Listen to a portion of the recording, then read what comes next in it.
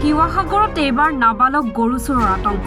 শিৱসাগৰ চহৰৰ নাতিদূৰত অৱস্থিত মৰনৈ সমীপত দিন দুপৰতে চুৰি গৰুসহ ধৰা পৰিল নাবালক চোৰ।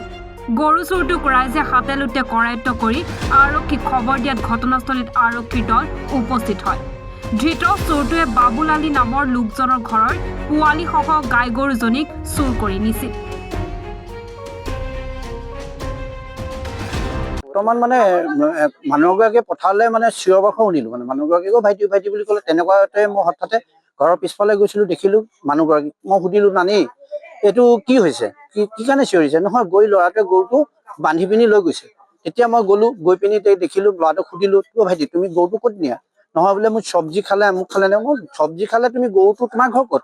তেতিয়া ক'লে যে মোৰ ঘৰটো এনেকৈ আগফালে আছে, এই চাইডে বুলি ক'লে। তেতিয়া তুমি এইফালে গৰুজনী ক'লৈ নিয়া?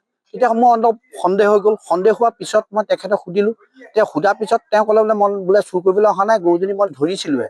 মই তেতিয়া VDBলৈ কল কৰি দিলোঁ।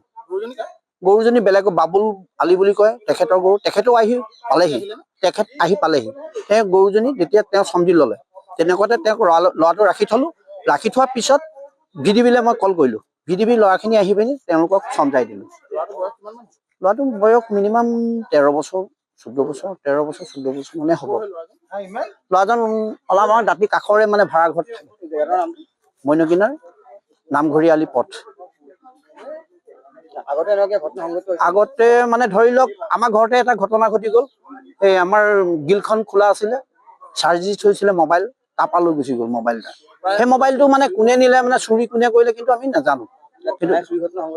সংগঠিত হৈ থাকে। আৰু মিনিমাম আমাৰ নিজৰে ঘৰৰে গাভিনী গৰুজনী গোহালিৰ পৰা ৰছী কাটি ৰাতি লৈ গৈছিলোঁ। আমাৰ ঘৰতো চুৰ হৈছে। আমি থানাত মানে VDBক জনোৱা হৈছিলে। শিৱসাগৰৰ পৰা ৰাতু কুমাৰ দাসৰ ৰিপৰ্ট, এনি ভাৰত 24।